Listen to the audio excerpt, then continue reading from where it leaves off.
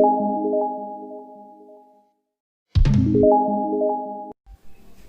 વિદ્યાર્થી મિત્રો, કેમ છો? મજામાં? સરસ. તો આજે આપણે ચર્ચા કરીશું એક નવા ચેપ્ટરની, ચેપ્ટર નંબર 8 ચતુષ્કોણ, જે આપણે ધોરણ 8માં પણ અગાઉ ભણીને આવ્યા છીએ. અહીંયા આપણે થોડી વિશેષ સમજ એની મેળવવાની છે. ચતુષ્કોણ કોને કહેવાય, ચતુષ્કોણના પ્રકાર વિશે સમજ મેળવીશું, ચતુષ્કોણના ખૂણાઓના ગુણધર્મો વિશે સમજ મેળવીશું. ઓકે, તો જોઈએ પહેલો જ ચતુષ્કોણ કોને કહેવાય. તો આપણે ચતુષ્કોણની વ્યાખ્યા ભણીને આવ્યા છે કે ચતુષ્કોણ એટલે શું? તો ચાર બિંદુઓ પૈકી, ચાર બિંદુઓ હોય, એક પૈકી કોઈ પણ ત્રણ બિંદુઓ સમરેખ ન હોય. સમરેખ ન હોય એનો મતલબ કે એક રેખા પર ન હોય. ત્રણ બિંદુઓ, ચાર બિંદુઓ પૈકી ત્રણ બિંદુઓ એક રેખા પર ન હોય. બે બિંદુઓ એક રેખા પર હોય તો ચાલે, પણ ત્રણ બિંદુઓ એક રેખા પર ન હોય તેવા બિંદુઓને ક્રમશઃ જોડતા, તેવા બિંદુઓને આપણે જો ક્રમશઃ જોડવામાં આવે તો જે બંધ આકૃતિ મળે છે તેને આપણે કહીશું ચતુષ્કોણ. શું કહીશું? ચતુષ્કોણ. અથવા કહી શકાય કે ચાર ખૂણાવાળી બંધ આકૃતિને પણ આપણે શું કહી શકીએ? ચતુષ્કોણ કહી શકીએ છીએ. એટલે ચાર બિંદુઓ પૈકી ત્રણ અસમરેખ એટલે સમરેખ ન હોય તેવા બિંદુઓને ક્રમમાં જોડતા જે બંધ આકૃતિ મળે તેને ચતુષ્કોણ કહે છે. એના પછી આગળ વાત કરીએ ચતુષ્કોણના અંગો વિશે. તો આપણે આગળ ત્રિકોણ વિશે સમજ મેળવી હતી કે જેમાં ત્રણ બિંદુઓ અસમરેખ હોય અને એને ક્રમશઃ જોડતા જે બંધ આકૃતિ મળે એને આપણે ત્રિકોણ કહ્યું હતું. ત્રિકોણના અંગો વિશે સમજ મેળવી હતી કે ત્રિકોણને કુલ કેટલા અંગો?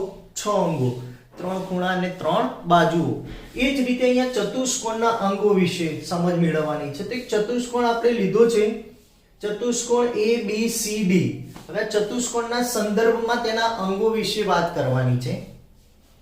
તો પહેલું, ચતુષ્કોણને ચાર બાજુઓ, ચાર કઈ કઈ બાજુઓ? AB, BC, CD અને DA. એટલે ચતુષ્કોણને ચાર બાજુઓ છે. ચતુષ્કોણને ચાર શિરોબિંદુઓ A, B, C અને D, આ ચાર શિરોબિંદુઓ છે. નંબર 3, ચતુષ્કોણને ચાર ખૂણાઓ, ખૂણો A, ખૂણો B, ખૂણો C અને ખૂણો D છે. ચતુષ્કોણને બે વિકર્ણો, વિકર્ણો એટલે સામસામેના બિંદુઓને જોડતી રેખા, એ ચતુષ્કોણના શું થશે? વિકર્ણો. એટલે ચતુષ્કોણને બે વિકર્ણો કયા? AC અને BD હોય છે. આમ ચતુષ્કોણને કુલ, આપણે વાત કરી હતી કે શિરોબિંદુઓને અંગોમાં ગણાતા નથી. એટલે ત્રિકોણમાં પણ આપણે વાત કરી કે ત્રિકોણના ત્રણ શિરોબિંદુઓને અંગ લેવામાં આવતા નથી. એમ ચાર શિરોબિંદુ અંગમાં આવશે નહીં. એટલે કુલ ચાર બાજુઓ, ચાર ખૂણાઓ અને બે વિકર્ણો, એમ કુલ કેટલા અંગો હોય છે? ચતુષ્કોણને 10 અંગો હોય છે. પ્રશ્ન પૂછાઈ શકે કે ચતુષ્કોણને કુલ ખાલી જગ્યા અંગો છે, તો ચતુષ્કોણને કુલ કેટલા અંગો છે? 10 અંગો છે. કેટલા અંગો છે? 10 અંગો. ચાર બાજુઓ, ચાર ખૂણાઓ અને એક શું થશે? ચાર ખૂણાઓ, ચાર બાજુઓ અને બે વિકર્ણો. તો આ થયા આપણા ચતુષ્કોણના અંગો. હવે ચર્ચા કરીશું ચતુષ્કોણના ખૂણાઓના સરવાળાનો ગુણધર્મ. ચતુષ્કોણના ખૂણાઓના ગુણધર્મ એટલે સરવાળાના ગુણધર્મ. જેમ ત્રિકોણ વિશે વાત કરી હતી કે ત્રિકોણના ત્રણેય ખૂણાના માપનો સરવાળો શું થાય? આપણને ખબર છે કેટલો થાય? 180 અંશ. એમ ચતુષ્કોણને કેટલા ખૂણા છે? 4. તો ચતુષ્કોણના બધા જ ખૂણાઓનો સરવાળો કેટલો થશે? 360 અંશ. કેટલા અંશ? 360 અંશ થાય.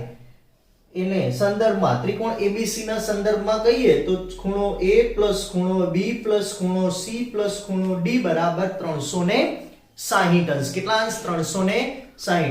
સમજીએ, આ ત્રિકોણ વિશે આપણે સમજ મેળવી હતી. તો આમ ચતુષ્કોણ લઈએ અને એનો એક વિકર્ણ આપણે દોરી દઈએ AC, તો બે ત્રિકોણ બને. તો એક ત્રિકોણનું માપ 180, તો બીજા ત્રિકોણનું 180, 180, 180 એટલે કેટલા થઈ ગયા? 360 અંશ. આમ ચતુષ્કોણને બે ત્રિકોણ બને. ચતુષ્કોણમાંથી કેટલા બે ત્રિકોણ બને, એક વિકર્ણથી બે ત્રિકોણ બને અને બે વિકર્ણથી ચાર ત્રિકોણ બને. કેટલા? ચાર ત્રિકોણ બને. તો આમ ચતુષ્કોણ ના બધા જ ખૂણાઓના માપનો સરવાળો પૂછાઈ શકે કે ચતુષ્કોણના બધા જ ખૂણાઓના માપનો સરવાળો કેટલો થાય? તો આપણને ખબર હોવી જોઈએ 360 અને ત્રિકોણના બધા જ ખૂણાઓના માપનો સરવાળો કેટલો? 180. ઓકે, તો આ ત્રિકોણ ABC માટે. તો હવે વાત કરીએ આપણે ચતુષ્કોણના પ્રકાર વિશે. ચતુષ્કોણના જુદા જુદા 6 પ્રકાર છે. કેટલા? 6 પ્રકાર. એમાંનો સૌથી પહેલો પ્રકાર આવશે નંબર 1, સમલંબ ચતુષ્કોણ. કયો ચતુષ્કોણ? સમલંબ ચતુષ્કોણ. તો બધા જ પ્રકાર વિશે આપણે ધોરણ 8 માં સમજ મેળવી જ છે, છતાં પણ ફરીથી આપણે સમજ મેળવીશું કે સમલંબ ચતુષ્કોણ કોને કહેવાય. તો સમલંબ ચતુષ્કોણ, સમલંબ ચતુષ્કોણ કેવો હોય? એની આકૃતિ આપેલી છે સમલંબ ચતુષ્કોણ. હવે એની વ્યાખ્યા, તો જે ચતુષ્કોણમાં સામસામેની બાજુઓની ફક્ત એક જ જોડની બાજુઓ પરસ્પર સમાંતર હોય. પરસ્પર કેવી હોય? સમાંતર હોય. પરસ્પર સમાંતર હોય તે ચતુષ્કોણને સમલંબ ચતુષ્કોણ કહે છે. એટલે ચતુષ્કોણ દોર્યો એમાં એક સામસામેની એક આ જોડ અને એક આ જોડ, આ બંને જોડમાંથી ફક્ત એક જ જોડ પરસ્પર કેવી હોય? સમાંતર. સમાંતર એટલે એકબીજે બે રેખાઓને અનંત સુધી લંબાવવામાં આવે ને તો ક્યારે એકબીજાને છેદે નહીં. તો અહીંયા AB સમાંતર શું છે? CD છે. પરંતુ AD is not સમાંતર. AD is not સમાંતર શું થશે? BC. એટલે AD અને BC સમાંતર નથી, પરંતુ AB અને CD શું છે? સમાંતર. એટલે જે ચતુષ્કોણમાં સામસામેની બાજુઓની ફક્ત એક જ જોડ, એટલે કઈ થઈ? AB અને CD, એક જ જોડની બાજુઓ પરસ્પર સમાંતર હોય તે ચતુષ્કોણને આપણે સમલંબ ચતુષ્કોણ કહે છે. એટલે AB સમાંતર CD, AB સમાંતર શું છે? CD. પરંતુ AD નોટ સમાંતર શું થશે? BC. એટલે AD અને BC સમાંતર નથી. તો આને કહેવામાં આવે છે સમલંબ ચતુષ્કોણ. આની વિશેષતાઓ શું છે? તો સમલંબ ચતુષ્કોણ એ સમાંતર બાજુ ચતુષ્કોણ નથી. કેમ નથી? આગળ આપણે ચર્ચા કરીશું. અને સમલંબ ચતુષ્કોણ એ ચોરસ પણ નથી. ચોરસ વિશે તમે જ્ઞાન છે તમને, ચોરસ કોને કહેવામાં? ચારે બાજુઓ સરખી હોય, બધા જ ખૂણાઓ કાટખૂણા હોય, એવું છે નહીં. એટલે સમલંબ ચતુષ્કોણ એ સમાંતર બાજુ ચતુષ્કોણ પણ નથી અને સમલંબ ચતુષ્કોણ એ ચોરસ પણ નથી. ઓકે, તો સમલંબ ચતુષ્કોણ. નંબર 2 જોઈએ, સમાંતર બાજુ ચતુષ્કોણ. આના વિશે આપણે ધોરણ 8 માં પણ ભણ્યા છે. સમાંતર બાજુ ચતુષ્કોણ આખું ચેપ્ટર આવતું હતું.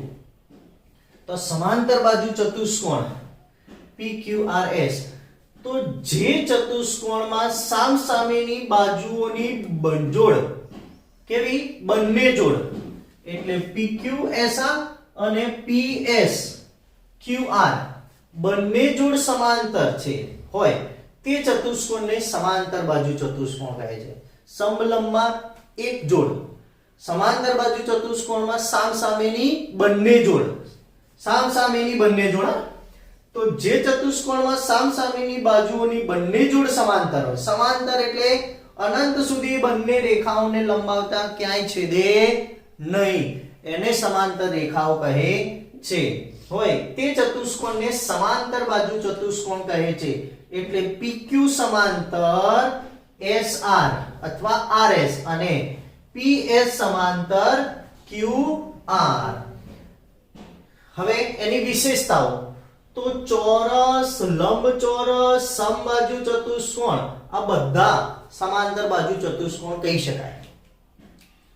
ચોરસ ને પણ સમાંતર બાજુ ચતુષ્કોણ કહી શકાય, લંબચોરસને પણ સમાંતર બાજુ ચતુષ્કોણ કહી શકાય, સમબાજુ ચતુષ્કોણને પણ આપણે શું કહી શકીએ?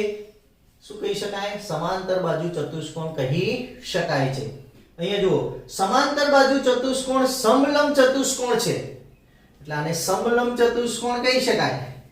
પરંતુ સમલંબ ચતુષ્કોણને સમાંતર બાજુ ચતુષ્કોણ કહી શકાય નહીં, કેમ કે સમલંબ ચતુષ્કોણમાં ફક્ત એક જ જોડ સમાંતર હોય, જ્યારે સમાંતર બાજુ ચતુષ્કોણમાં બંને જોડ સમાંતર છે.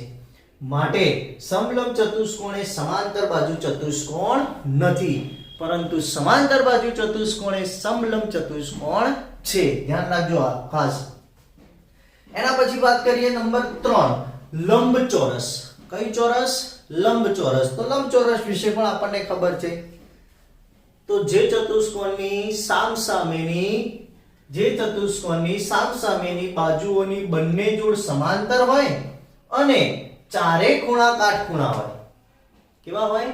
સમાંતર છે, આ બે સમાંતર અને આ બે સમાંતર, પરંતુ સમાંતર બાજુ ચતુષ્કોણ કરતા વિશેષ શું આવ્યું? ચારે ખૂણા કેવા હોય? કાટખૂણા હોય, એટલે 90 અંશના હોય, કાટખૂણા હોય. તે ચતુષ્કોણને લંબચોરસ કહે છે. એટલે જે ચતુષ્કોણની સામસામેની બાજુઓની બંને જોડ સમાંતર હોય અને ચારે ખૂણા કાટખૂણા હોય તે ચતુષ્કોણને લંબચોરસ કહે છે. AB સમાંતર CD અને AD સમાંતર BC, અને બીજું ખૂણો A બરાબર ખૂણો B બરાબર ખૂણો C બરાબર ખૂણો D બરાબર 90 અંશ. કેટલા અંશ? 90 અંશ થશે. કેટલા અંશ થશે? 90 અંશ. તો અહીં લંબચોરસ છે. હવે લંબચોરસની વિશેષતાઓ શું છે? તો લંબચોરસ એ સમાંતર બાજુ ચતુષ્કોણ કહેવાય. કહેવાય ને? લંબચોરસ એ કેવો કહેવાશે? તો અહીંયા પણ છે કે ચોરસ, લંબચોરસ, સમબાજુ એ સમાંતર બાજુ ચતુષ્કોણ છે. એટલે લંબચોરસ એ સમાંતર બાજુ ચતુષ્કોણ છે અને લંબચોરસ એ ચોરસ નથી. કેમ નથી? હવે પછી જોઈએ કે ચોરસ કેમ નથી. તો જોઈએ. એના પછી નંબર 4, સમબાજુ ચતુષ્કોણ. કેવા બાજુ ચતુષ્કોણ? સમબાજુ ચતુષ્કોણ. તો સમબાજુ ચતુષ્કોણ કોને કહેવામાં આવે? તો સમબાજુ ચતુષ્કોણ એટલે જે ચતુષ્કોણની સામસામેની બાજુઓની બંને જોડ સમાંતર હોય અને ચારે બાજુઓના જે માપ હોય ને એ માપ સમાન હોય, એટલે ચારે બાજુઓ સરખી હોય. સામસામેની બંને જોડ સમાંતર હોય અને ચાર બાજુઓ સરખી હોય. અહીંયા ચાર ખૂણા અને કાટખૂણા હતા, અહીંયા શું થઈ ગયું? ચાર બાજુઓ સમાન હોય. તે ચતુષ્કોણને સમબાજુ ચતુષ્કોણ કહે છે. એટલે સમાંતર બાજુ કઈ થઈ? PQ અને RS, PS અને QR. આ બંને બાજુઓની જોડ સમાંતર છે અને PQ બરાબર QR બરાબર RS બરાબર PS, એટલે બધી બાજુઓ કેવી છે? સમાન છે. તો એને કહીશું આપણે સમબાજુ ચતુષ્કોણ. સમબાજુ ચતુષ્કોણ એ સમાંતર બાજુ ચતુષ્કોણ છે. આપણે વાત કરી હતી ને, ચોરસ હોય, લંબચોરસ હોય, સમબાજુ ચતુષ્કોણ, એ બધા શું છે? સમાંતર બાજુ ચતુષ્કોણ છે જ. કેવા છે? સમાંતર બાજુ ચતુષ્કોણ છે. ઓકે, તો સમાંતર બાજુ ચતુષ્કોણ. તો હવે જોઈએ નંબર 5, ચોરસ. ચોરસ ABCD. ચોરસ કોને કહેવાશે? તો જે ચતુષ્કોણની સામસામેની બાજુઓની જોડ સમાંતર હોય, ચારે બાજુઓ સરખી હોય અને ચારે ખૂણાઓ કાટખૂણા હોય. એટલે બંને બાજુઓની જોડ, સામસામેની બાજુઓની જોડ સમાંતર હોય. નંબર 2, ચારે બાજુઓ સમાન હોય. અને નંબર 3, બધા જ ખૂણા, એટલે ચારે ખૂણા કાટખૂણા હોય. કાટખૂણા હોય તેને ચોરસ કહે છે. એટલે AB સમાંતર CD, AD સમાંતર BC, AB બરાબર BC બરાબર CD બરાબર DA અને ખૂણો A બરાબર ખૂણો B બરાબર ખૂણો C બરાબર ખૂણો D બરાબર 90 અંશ. તો એને કહીશું આપણે ચોરસ. ચોરસ એ સમાંતર બાજુ ચતુષ્કોણ છે ને? ચોરસના સમાંતર બાજુ ચતુષ્કોણની વ્યાખ્યા આવી જાય છે ને આની અંદર. એટલે માટે ચોરસ એ સમાંતર બાજુ ચતુષ્કોણ છે. એટલે ચોરસ, લંબચોરસ અને સમબાજુ ચતુષ્કોણને સમાંતર બાજુ ચતુષ્કોણ કહી શકાય. છેલ્લું છે આપણા માટે નવું છે પતંગાકાર ચતુષ્કોણ. પતંગ જેવો આકાર હોય પતંગાકાર ચતુષ્કોણ. તો એ ચતુષ્કોણને કે જે ચતુષ્કોણની પાસેની બાજુઓ ની બંને જોડ સમાન હોય. પાસેની બાજુઓની બંને જોડ. પાસેની બાજુઓ કોને કહેવાય? તો શિરોબિંદુઓની પાસેની બાજુઓની જોડ. એટલે જે ચતુષ્કોણની પાસેની બાજુઓની બંને જોડ સમાન હોય તેને પતંગાકાર ચતુષ્કોણ કહે છે. એટલે AD બરાબર CD અને AB બરાબર BC. પરંતુ AD is not equal to AB અને CD is not equal to BC. એટલે આ બે બાજુઓ પાસે કહેવાય પણ એ સમાન હોતી નથી. એટલે AD સમાંતર CD અને AB બરાબર BC, પરંતુ AD is not equal to AB અને BC is not equal to CD. તો એને પતંગાકાર ચતુષ્કોણ કહે છે. તો પતંગાકાર ચતુષ્કોણના વિકર્ણો પરસ્પર કાટખૂણે દુભાગે. એટલે અહીંયા જે બનતો ખૂણો છે ને આ બધા જ ખૂણા કેટલા અંશના હશે? 90 અંશના. કેટલા અંશના? 90 અંશના હોય ચારે ખૂણા. એટલે પતંગાકાર ચતુષ્કોણના વિકર્ણો BD અને AC કાટખૂણે છેદે છે. પતંગાકાર ચતુષ્કોણના વિકર્ણો એકરૂપ નથી. એટલે એક સરખા માપના નથી. બંને કેવા છે? જુદા જુદા હોય છે. આમ ચતુષ્કોણના પ્રકારો ખાસ તૈયાર કરી લેવા. નેક્સ્ટ બાકીનું આપણે નેક્સ્ટ વિડીયોમાં ચર્ચા કરીશું.